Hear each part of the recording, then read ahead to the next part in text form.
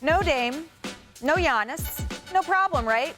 Let's check out how the Bucks staved off elimination in Game 5 without their two superstars. Remember, still on the bench. We haven't seen Giannis yet in this series. Let me see it. Patrick Beverly, though. Let me see it, Pat. What is he? Hit him with the... He bent way down. There was so Extra much disrespect. flair. That was like the bend and snap. There was so much flair on that too small. And then he did it again. Look at him. One wasn't enough there, Austin. Pat Bev. Tracy.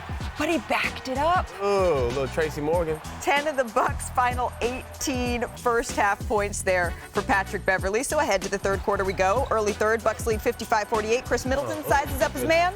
Pulls up for three. Called money-making Middleton. He is had a really 29 keeping these piece. guys alive. I mean, respect Chris Middleton. 29 and 12 rebounds, too, Kendrick Perkins. The Bucks lead 62-48 after the missed free throws. Beverly steals the ball. Fast break. Bobby Portis. 29 piece. There you go, Bobby. Hey, that's how you bounce back from letting your team down. Certainly a fan favorite in Milwaukee. Fourth quarter here. This is just cosmetic at this point. Finds Bobby Portis. That's a little Hakeem. No, that's tough. I honestly didn't know he had that. Lil King mixed with a I Lil didn't know he had Kareem. that, but Patrick Beverly did. Bucks roll. But get this, Milwaukee, they became the first team in NBA history to win a playoff game without their top two scorers from the regular season. Teams had previously been 0-13 in that situation, including, of course, the Bucks' Game 4 loss. So let's take a listen to Doc Rivers after the game on the status of his two superstars. How does winning this game and getting a couple extra days for Game 6 just affect the injury timelines, Giannis and Dame? Is there a chance that is extending this series that you guys, hope to get them on the floor? I don't know how to answer that. I know I hope. I think they're very, very, very close.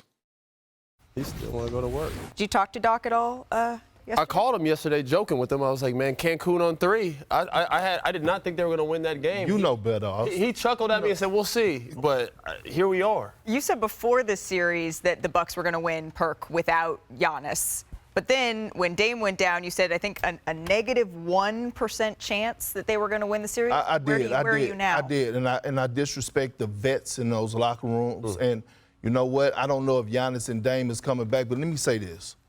Doc, my Butu brother, this is a chance. This is a chance to shut all the haters up about, oh, Doc, he can't win Game 7s. Oh, Doc Rivers, he done blew 3-1 leads. You was down 3-1.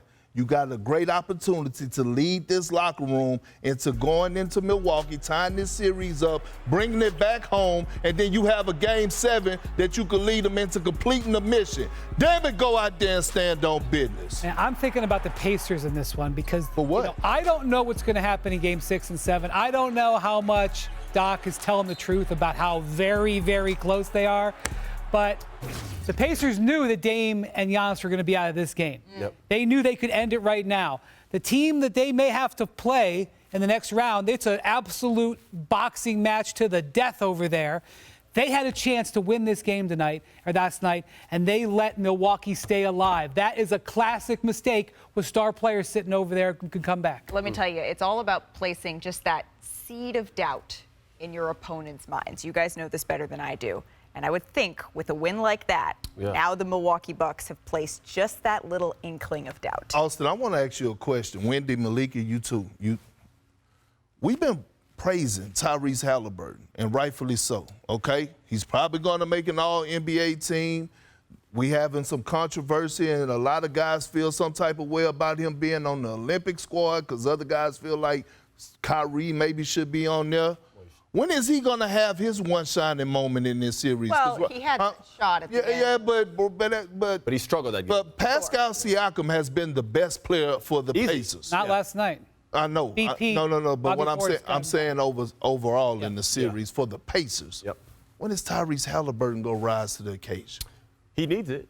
He needs it. I think Perk makes an excellent point. And we've given deserved praise. He's had a great season, especially midseason. But since All-Star break, and I know there was injuries that he was battling through, he has been subpar in terms of comparing him to the standard of what he was the first half of the year. And then we look at the playoffs so far, he hasn't even been the best player on his team.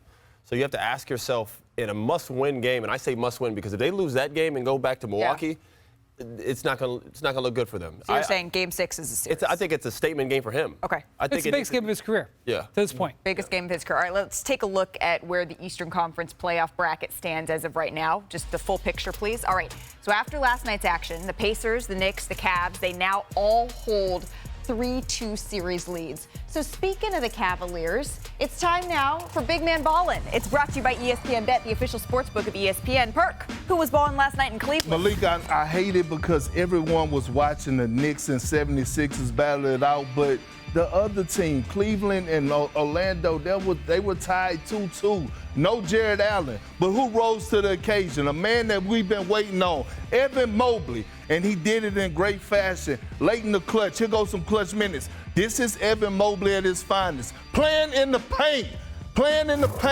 Look, playing the dunker spot at his finest. Waiting on guys to make moves. Darius Garland finds him, and he's not waiting. He's attacking the basket. Defensively, we know what type of problem he is. Look at him slide those puppies. And get that out of here, Wagner. Get that out of here. Because they've been bumping their gums this entire series. And when I think about Evan Mobley, look, Banchero, he had 39 last night. Great. But guess who's been putting the straps on him? Evan Mobley. He's 9 out of 30 when guarded by Evan Mobley. 30% from the field. 36 for 64 when guarded by others. He's shooting 56% from the field. And that block on Wagner at the end of the game. It was real. It was crucial. It's really been the story of the playoffs is who can step up in the absence of their star players, because Joel Embiid's new running mate, he did that, but his old one, James Harden, he's going to need to do the same tonight for the Clippers against the Dallas Mavericks here, because Kawhi Leonard has been ruled out of Game 5, and there are plenty of looming question marks about his ability moving forward here. The good news for Los Angeles, though, the Clippers have won both games that Kawhi has missed so far in this series. So, for more on this Game 5 that's in Los Angeles tonight, it's always a good time when I get to say this on the show. Howdy, partner. It's Tim MacMahon. Howdy, partner. How you doing? So good. I'm so happy to be seeing you here. I want to talk a little bit about Luka Doncic because there's been some questions about his availability for this game with that knee. Are we going to see him, and what are you looking for tonight? Yeah, no question about his availability. The question is, can he be effective on Right. that knee? And I asked him after shoot-around today, hey, if this is the regular season, would you be playing? He said probably not. Well, probably not in Slovenian translates to no way in hell he'd be playing on this knee in the regular season. We appreciate that and look, translation. you saw him in Game 4. He could not move laterally. He'd been good defensively, really good in the first couple games of this series. Right. It was a bullseye in Game 4, and he's not able to generate that same kind of separation and get the lift on his step-back three that's been such a weapon.